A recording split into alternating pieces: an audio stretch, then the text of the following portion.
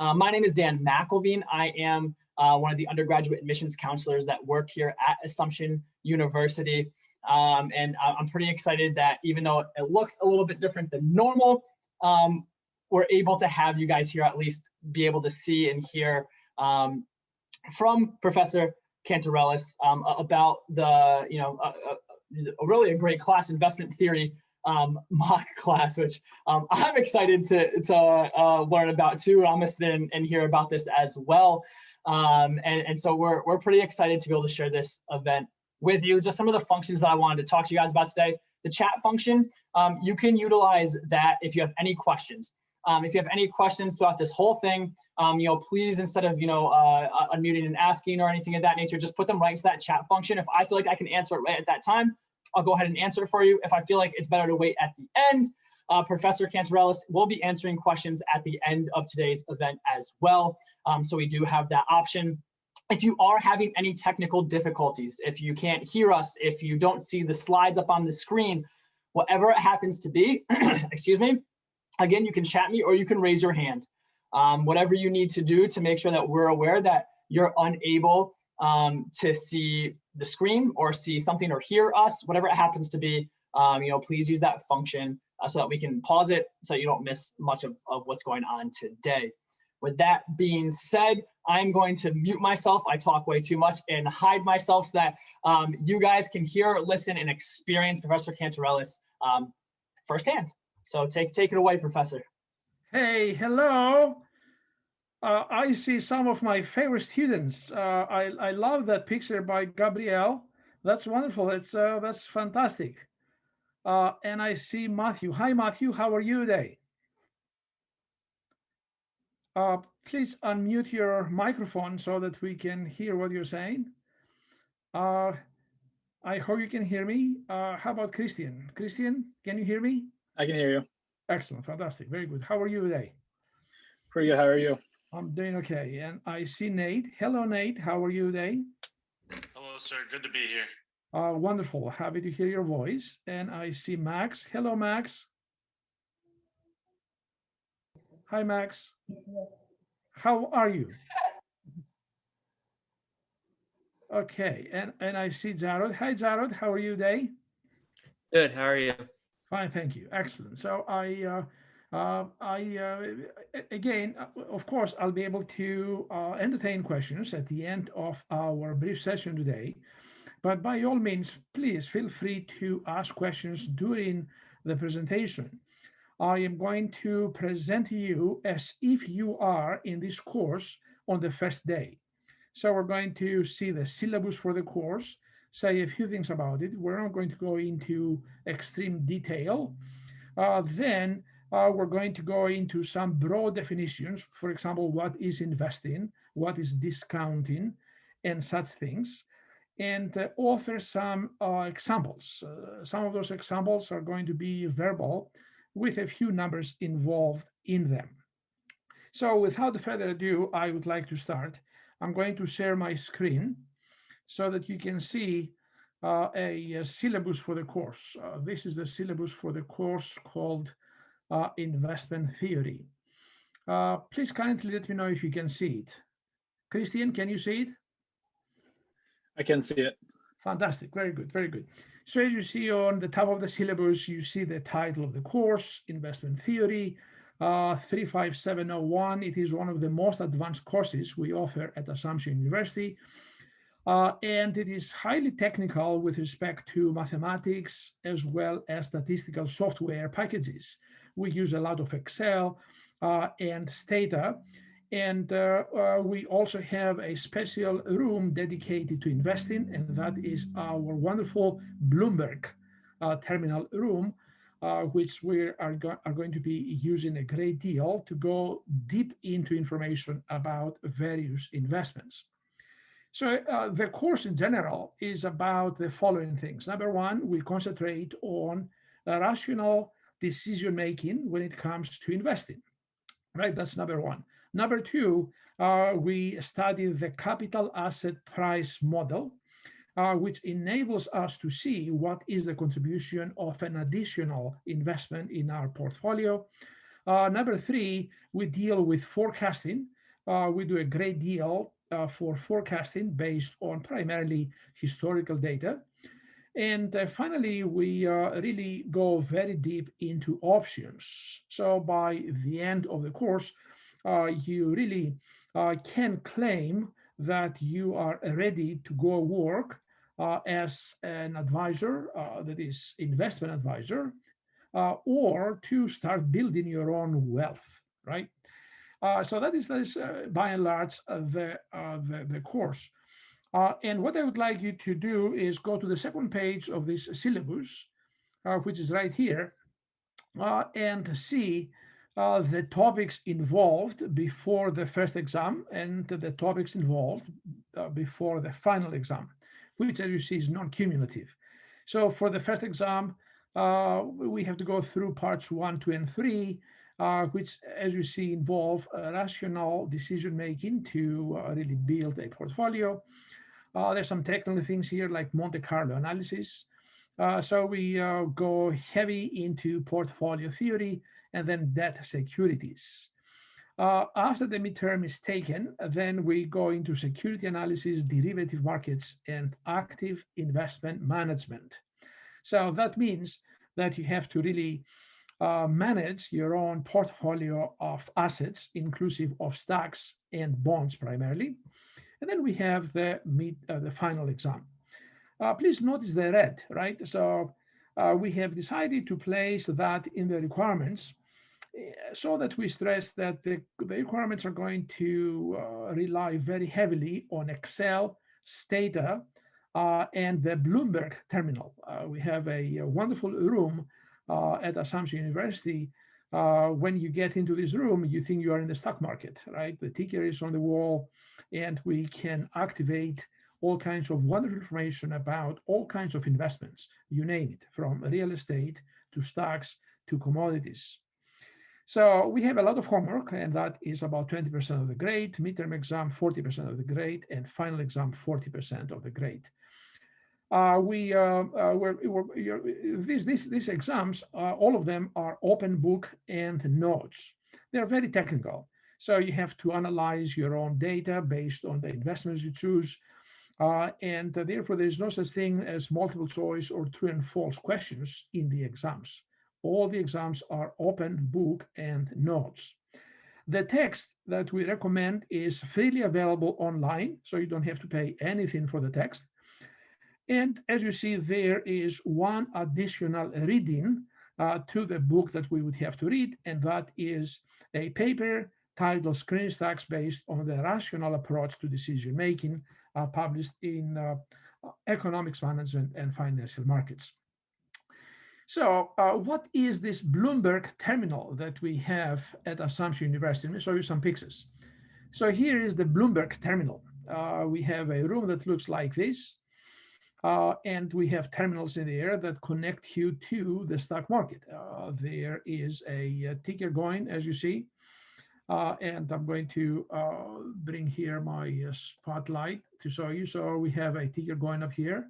So you can see the prices of all assets as they're traded in the stock market while you're doing work using the terminals down here to dig up information about the investments you want to use for your portfolio, or in general analyze for other purposes, like, for example, the purpose of the course. And I would say it is fantastic. It is something that will propel you to the level of professional investor at the speed of light. It is wonderful that we have that, and very lucky that we have something like this at Assumption University. The objective of the course is to turn you into top wealth advisors, like these women are. You can find this information in the magazine called Forbes. And of course, here we see the pictures of only 6 out of the 1,000 that you may read about in the Forbes magazine. Without any doubt, they really have contributed a great deal to the world of investing. So that is one of the objectives, to turn you into a wealth advisor after you take this course. And the number two objective is to turn you to someone like this, right? To turn you into a Buffetteer, as I like to call it. Warren Buffett, as you know, is perhaps the most successful investor in the world. Please notice his net worth, right? His net worth is greater than the gross domestic product of all those countries that you see in the map, right? Uruguay, for example, has a gross domestic product of 57 billion. He owns that country and more. His net worth is 67. Check Bulgaria. Bulgaria has a net worth of 56 billion. I'm sorry, gross domestic product of 56 billion. His net worth is 67 billion. It is incredible how many countries collectively do less than he does. It is incredible. It's amazing. And therefore, that's the second objective. So the first objective is to turn you into an advisor. And the second is to turn you into a successful investor. It is really a wonderful for an academic like myself to claim that after you take this course, you really learn how to make money. Okay. And at the same time, you receive a wonderful education which enables you to be a better analyst. By analyst, I mean analyst of events in life. Okay. So that is the reason why. So I see a great deal of educational value that relates to philosophy and sociology and economics and everything else, as well as the opportunity to learn how to make money. It is without a doubt a wonderful course. And of course, coming from me, you must not take it very seriously. You must take it with a grain of salt because I am biased towards these beliefs, without any doubt. Okay, so let us start with a suggestion. We would like to highly recommend that you start investing now. The earlier you start investing, the better off you are in terms of everything, not only experience on how to invest, but also in terms of wealth, how to create wealth. And a company that we recommend is called Robinhood. You can buy even one stock in this company. You don't have to buy, let's say, a group of stocks. You don't have to buy 50 stocks or 100 stocks. You can buy one or two stocks. And you don't have to have any specific budget to participate in Robinhood. So I would highly recommend that you start. You can start with $100, $200, and create a small portfolio of stocks and learn how to monitor it and manage it in such a way so that not only you learn about things in life, but also you start adding to your wealth. Okay, so let us start with what is the objective of this course, right? So this course is about rational investing, right? So rational investing is very important that we remember the word rational, right? So in other words, the world of investing is not like a casino, right? We don't go into the world of investing assuming that we're going to perhaps have some luck to win money. Okay, we really have to do our homework before we go into investing. For example, if I want to buy a stock, I better study about the company that has issued that stock. Study everything about the company, right? Not only the financial statements that the company issues, but also the nature of the product, what are the forecasts about the company, what are the plans of the company to grow in the future, etc. So that makes you rational. So investing in general is how to realize capital gains to buy something at a lower price and sell it at a higher price. But also, if possible, to realize income while you're holding that asset, right? So you're looking for both income that comes every month, every year, right? And at the same time, capital gain. Capital gain is the difference between the price you paid and the price you're going to get paid when you sell the asset at the end of the time horizon that you consider. So these are the two things, right? The investing, by and large, is about capital gain and income. Again, here are some examples. So an investment is both a good and an asset. So when we say good, we mean that we have to pay for it, right? It's like when you go to a supermarket to buy potatoes, you have to pay for the potatoes. So whenever you pay for something, that something is called good, okay? But at the same time, an investment is an asset, which means that you get returns from that for the time horizon you consider it. So the first example is education. So as you see, education is good because you pay tuition to buy education, but it's also an asset. Why? Because it pays you annually for the rest of your life, right? That is the wonderful thing about education. Between you and I, my favorite investment is education. It is by far the best asset one can acquire. Why? Because as you see, once you pay for it, it never asks you to pay back, right? It keeps paying you for the rest of your life without any hesitation whatsoever. Another example there is the stock, right? So the stock is partial ownership of a company. So you're a partial owner of a company when you buy a stock like IBM or Microsoft. And therefore, it is a good because you pay money for it, but it's also a risky asset. It may pay you dividends, that income we're talking above, and at the same time enable you to realize capital gains. But notice that whatever we have in the parentheses, right, shows some uncertainty. We say over here, it may pay you dividends and enable you to realize capital gains. So it is not with certainty. Notice the difference between this investment and education. Education pays you for sure annually for the rest of your life. The stock may not, right? It is likely you're going to lose money.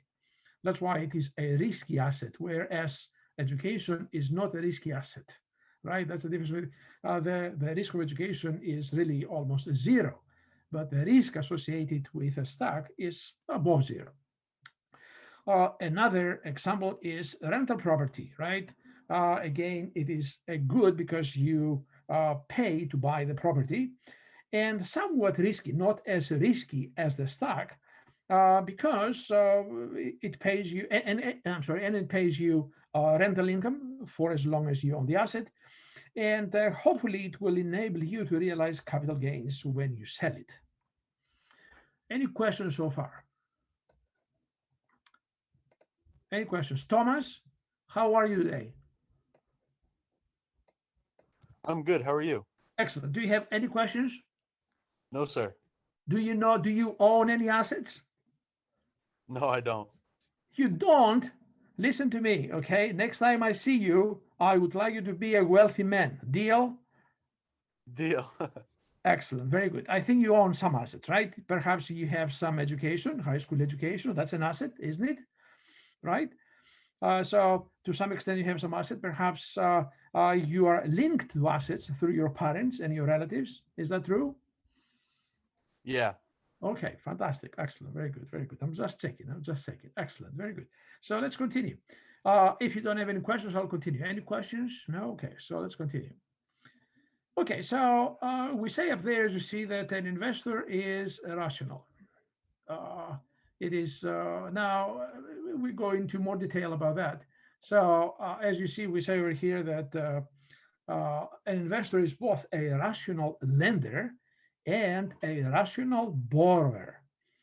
So you're both. As an investor, you must not only be a lender or only a borrower. You have to be both simultaneously. Simultaneously, you lend and you borrow. And you always desire to minimize risk and maximize return. So as an investor, you're not a risk-loving individual. All right, you are a risk minimizer. Investors absolutely hate risk, right? Hate risk. It's no matter how rich you are, no matter how much money you make in the stock market or as an investor in general, no matter how wealthy you are, no matter who you are, woman, man, right? No matter who you are, you must always, always, always, always try to minimize risk. Risk is a bad thing in investing, and of course, maximize return. So, if that is the case, then as you see, we stress the word rational again. If you ask 5 people to define rationality, you may get 6 definitions. Rationality is a slippery concept. Why? Because it depends a great deal on subjectivity, right? So if you're very subjective, then your rationality is going to be different than mine because I may be less subjective and more objective, right? So rationality is a very slippery concept, but even subjective rationality is better than irrationality, right? So please remember that it is always great for the portfolio of investments to try to be rational. So how do we achieve something like this, right? So as you see here, we have a paragraph, right? And we call it consider alternative investment possibilities and choose many, not one, right? Notice the words that have been underlined. Choose many, not one, to include in your portfolio. So in other words, you must not have only one investment. You must not invest your money in one stock, let's say IBM or Microsoft. You have to have many in that portfolio. How we choose? Well, we have to rely on criteria that are based on historical performance of stocks. So what are the trends in the past, upward trending or not? Present performance of the company. So is the management of the company stable or not? And of course, we also have to think about what is the future for the company? What is the expected performance of the company in the future? Does the company have any good plans for expansion and growth or not, right? Very seriously, we have to think about these things so that we use this criteria to choose the companies that we're going to include in our portfolio. And then as you see, we say up there many. So why many? Why many? So please consider this example. See investor A. Investor A. This investor buys one stock and holds it for a year for a loss of $10. It didn't go well, so he lost $10. So investor B now buys one stock and one bond and holds them for a year. From the stock, she loses $10, and from the bond, she gains $10. Right? As we see, this investor did not make any money, but this investor did not lose any money, right? So who is a better investor? B, because she practiced what? Diversification. This example is an example of diversification, right? So we must not put all of our eggs in the same basket, but we have to put them in different baskets, right? If we want our eggs to survive, then we better put them in different baskets. It is more likely that the eggs will crack if one hits the other in the same basket. So it's better that we carry the eggs in different baskets. That is what we call diversification. And that is what makes you, by and large, rational, right? So criteria to choose are very important, and also diversification. Any questions about that? Okay, so another thing, number two, if we want to be rational, is to stay informed, right? Domestic and foreign economies have to be in our bed with us every single night, right? We must constantly study domestic and foreign economies. At the same time, we must study about federal and local government and the policies they impose on us, right? Especially regulation policies. And lastly, and perhaps most importantly, we have to study the business firms. We have to know everything about the business firms that we decide to invest in. Number three, we have to be risk averse, right? Risk averse, not risk loving, or risk neutral if possible. Risk neutral means that you are indifferent between more or less risk, right? But risk aversity is extremely important. We have to take good risks. We have to take good risks, right? So, for example, if you're older, you buy mostly bonds. That's a good risk to take. And it will be a bad risk if you buy stocks, right? So an older person, I'd say, does not have a great deal of life left. And therefore, because stocks are risky, then it is more likely that this older person is going to lose money, right? If she or he decides to invest in risky assets. So that's why it pays for the older person to invest in bonds, in less risky assets. Okay. Unless I hear any questions, I'm going to continue. And number four, please remember, these are the four things that make us as rational as possible. The stock market is not a casino. The more you study the overall economy and the companies that issue stocks, the higher the likelihood of realizing gains, right? Many people make the mistake to assume that the stock market is a casino. So they go in as gamblers. No, no, no, right? The world of investing is not about a love for gambling. Okay, gamblers are risk-loving individuals. That is a behavioral thing they try to follow, but not an invest. It is not an investing objective to be a gambler. Okay, so the casino has no correlation with the stock market. Okay, so again, the more you study the overall economy and the companies that you're going to invest in, the more likely it is that you're going to make money. Okay, so let's consider now the case of borrower against the lender. I am the borrower, you are the lender. So let's play a few games here. So I am the borrower. That means I want to borrow something from you. It may be money, it may be a stock, it may be your car. And you are the lender. You're the one who lends me. For example, the bank is the borrower. The savings account owner is the lender. So if you have a savings account in the bank, you are a lender to the bank. Here's another example that is relatively more complicated. So let's say you own a stock purchased at $100, right? And one day I come to you and say, you know something, I will give you $10 if you allow me to borrow your stock for a year. I will return it to you at the end of next year. Right? So I will hand you $10 right now to borrow your stock for a year. As soon as I get the stock in my hands, I sell it in the stock market for $120. Right? So the year goes by, I buy the stock in the stock market at $60 and return it to you. Notice how much money I made. 50, right? I made $50 and you lost 60. So apparently the borrower here is better informed, right? Because I knew more about the stock. I knew that the stock, for example, was undervalued when I bought it, right? So as you see, I pocket 120, I paid you 10, so in reality I have 110 in my pocket, and then I pay 60 to buy the stock back, so I can return it to you next year. Therefore, the net is $50, right? So as we see in this case, the borrower is better informed, but it is also likely that the lender is better informed. So let's go to this example. So the same numbers, almost the same numbers, right? So you own a stock purchased at $100. So you spent $100 to buy the stock. At $10, I borrow your stock for a year. So I said to you here, I'll give you $10 for the right to borrow your stock for a year. So as soon as I get the stock in my hands, I sell it in the stock market for $120. The year goes by, I buy the stock in the stock market for $200 and return it to you. Right? I had to return it to you. That's the deal. So I lose $90. See? And you gain 110. Apparently, you were or are better informed as a lender. So as you see, when we act as borrowers and lenders, we really have to be informed. The more informed gains more. The less informed gets punished by the market. Let me repeat this 3 times. The more informed you are, the more you gain in the market. The less informed you are, the more the market punishes you.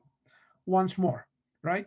The more information you study about the investment, the more likely it is that you're going to gain. And the less information you have about the investment, the more likely it is that the stock market is going to punish you.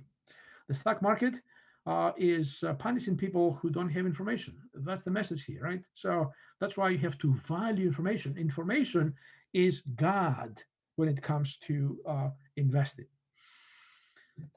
Okay, so about discounting, let's say a few things about discounting. These are things that we really need a great deal. So what is discounting? Discounting depends on the inflation rate and the discount factor, right? So let's have an example here. Matthew, hi, are you there? Hi, Matthew. Matthew doesn't have a microphone, I believe he put in the chat. I'm sorry. Okay, let me go to Erica. Hi, Erica. How are you? Hi, I'm good. How are you? Fine, thank you. Erica, listen to me, okay? I need your help. Are you ready to help me? Sure.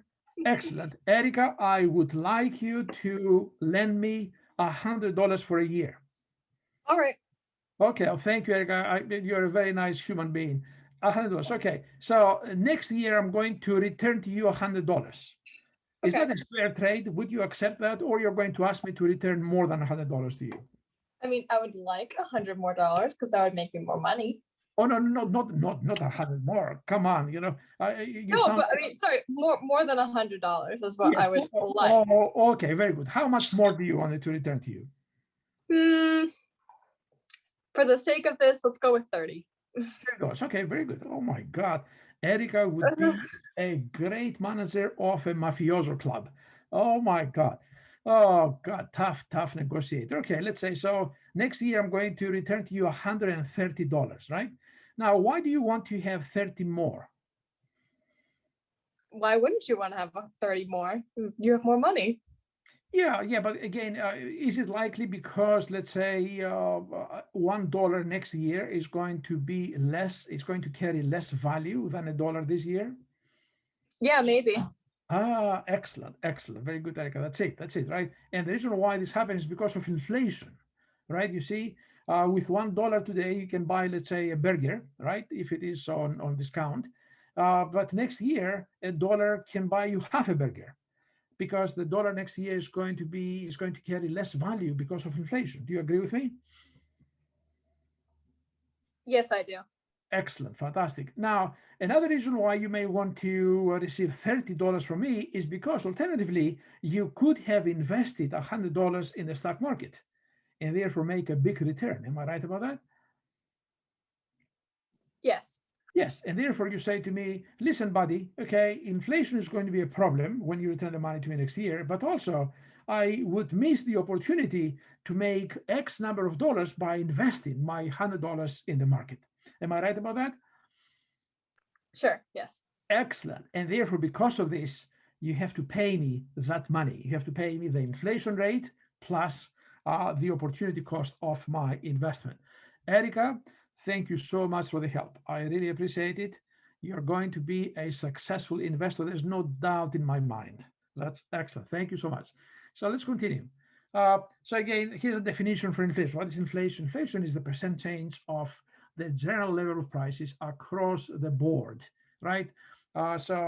Inflation happens when the purchasing power of our dollar goes down over time. $1 today buys you so much, the same dollar next year buys you less. Why? Because of inflation. That's a big problem. It is like a thief.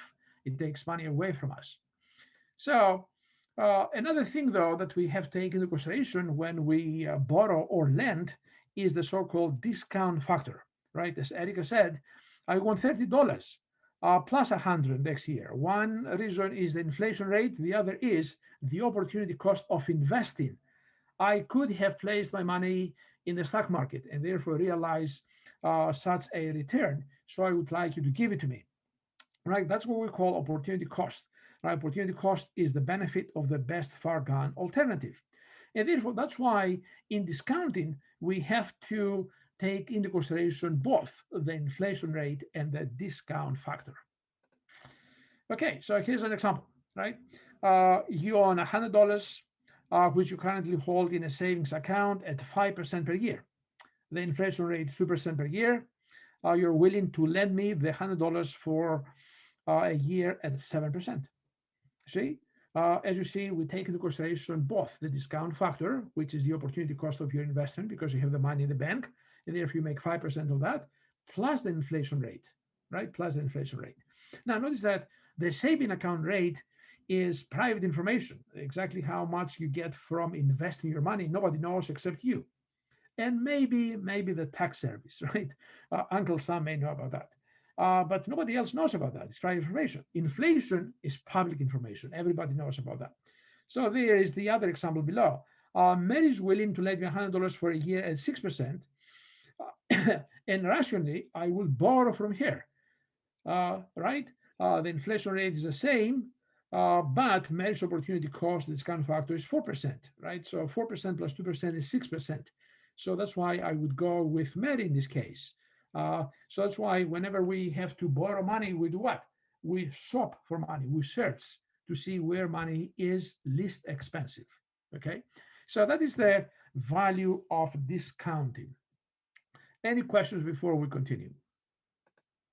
Okay, so now let's get into commodity trading a little bit. In addition to investing in stocks, we can invest in commodities like gold, silver, potatoes, wheat, you name it, right? We can also invest in that. This is how the prices for all these precious metals are announced in the stock market, and that's how you're going to see them in our Bloomberg room. So again, in addition to gold and silver, we have all kinds of agricultural products, grains, copper, you name it, right? Oil is among them. So these are all commodities that we can trade. And here's an example. Okay, so notice what the example says, right? The example says that you're a farmer. Let's say you're a farmer, and you want to sell 100 quintals. Right? What is a quintal? A quintal is 112 pounds. It's a bundle of pounds, right? 112 altogether. You see the definition down here. Right? So the definition is 112 pounds. So you want to sell it at 25 per quintal and pay a premium of 0.5 per quintal. So you really pay $50 for the opportunity to receive this money in the future. But you don't have the obligation to obey the contract. You see?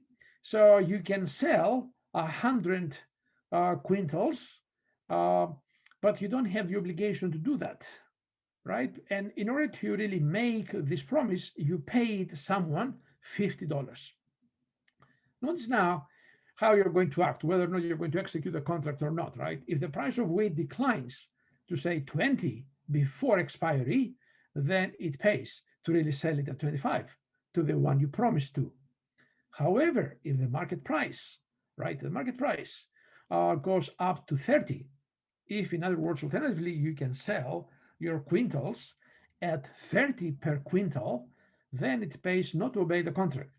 You say to the person, keep the $50 I gave you for a deposit, and I will sell it in the market to make 30 per quintal. You make way more that way. Right? You see that? So that is another way to make money, right? Another way to make money. And notice that the person who promises here, the person who promises to sell, relies on what? Relies on what we ought to expect about future markets, right? And the more informed we are about weather conditions, about climate changes, about problems that may occur in the future, the better off we can exploit the situation and make money. So again, let's go through the example once more before because we finish our class.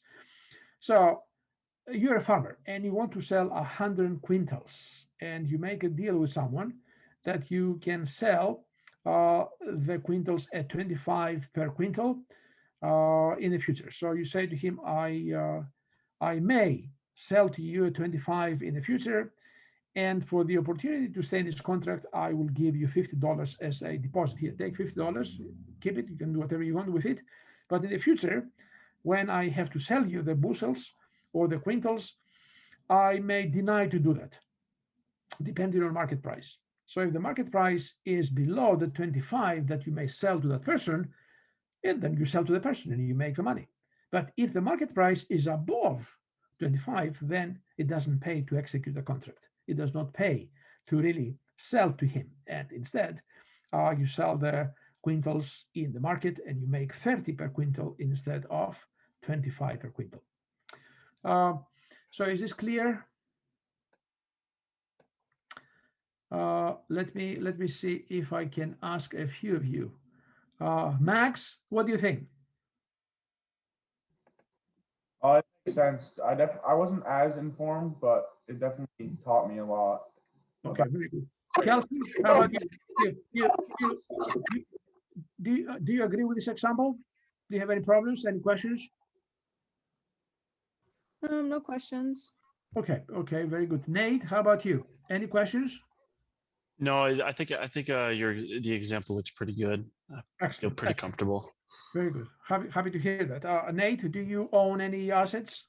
Oh yeah, for sure. I bought some this morning. I currently have some therapeutic brands, desktop metal brands, in the stock market, and Excellent. I do it with my brother. He's a finance major, Fantastic. and we talk about stocks all the time. We love it. Excellent. That's great. Don't you find it's fun, isn't it? You really do, because there's a whole society of stocks, honestly. Like, there's so many Yeah. types of them. Like, you have long-term stocks, you have day trading stocks, and it's honestly just fun to do research. And then when you think your research is accurate, to just find positive results. And yeah, you'll find negative results sometimes, but honestly, the pros definitely outweigh the cons, I I would say. agree. I love the way you put it. We have a whole society of stocks. That's a wonderful way to put it. Yeah. I'm agree. sorry, that was a bad word of No. putting it, It's but, wonderful. It is. yeah. It is. We have a plethora of stocks. It's Yeah. incredible how Yeah. many stocks we have out there. And I listen. Okay. You have to make a promise to me. Are you ready? Mhm. I would like you to take care of your brother. Okay. Okay. Yep. He is in need of a lot of attention, extra pampering, right? Buy him extra drinks, take good care of him. Okay? And For sure. I would love to meet you sometime. Okay, so Yeah, that'd be that's awesome. great. I think you deserve each other. That's wonderful, Nate. I'm very happy to hear that. That's Thank awesome. you. That's awesome. Okay, so with that, I am all set. I don't have anything else to add. So any questions whatsoever? Would you like me to go back to show you something out of the things we discussed? We don't have more time than this, but this would be the first class in the course. That's when you take the course. This is how the class is going to go, with broad definition, some examples to understand what are the main parameters within which we're going to move throughout the course. So any questions whatsoever?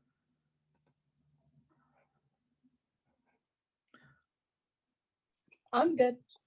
Okay. Dan, Yeah. would you like to take over?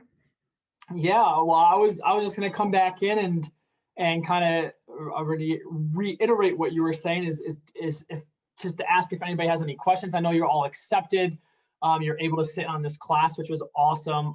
I am an admissions professional as well. So does anybody have any questions in regards to assumption, in regards to anything in general, maybe not pertaining to this class, but the program, the trading room, anything of that nature?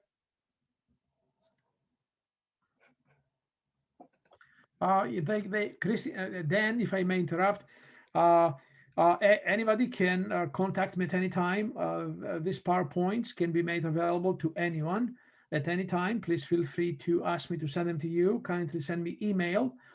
You can find me among faculty members at Assumption University or through Dan, and I will gladly send you the PowerPoint slides and even more. If you would like to ask any questions whatsoever about investing, no matter what your decision is, which university to go to, please consider me a friend forever. And I will gladly, because I am a buff.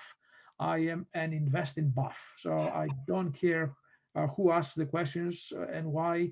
I love entertaining questions associated with investing. Yeah. So, all right, everyone. So, again, my name is Dan McElveen. This is Professor Cantarellis. So if you guys do have any questions, like he said, you think of it afterwards, Nate, your brother, is like, hey, you should have asked him this while you were there. And you wanted to have that question asked. He is right on our webpage at assumption.edu, or you can contact me and say, hey, I'd love to get that recording. I'd love to get that PowerPoint presentation, or I'd love to just speak with, Professor about the program at length in general.